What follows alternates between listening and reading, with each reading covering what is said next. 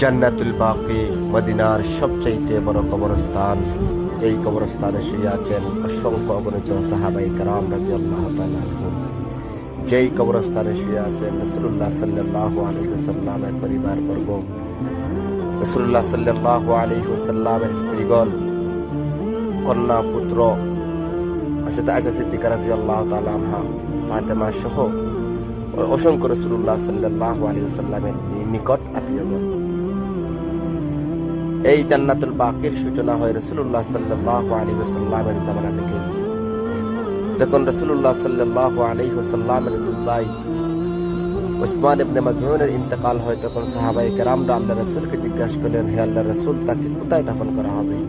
তখন আল্লাহর রাসূল বললেন, আমাকে আদেশ করা হয়েছে তাকে যেন বাকিয়া গারকাদ, যার বর্তমান নাম জান্নাতুল বাকি, সেখানে যেন দাফন করা হয়। সেই থেকে এই কবর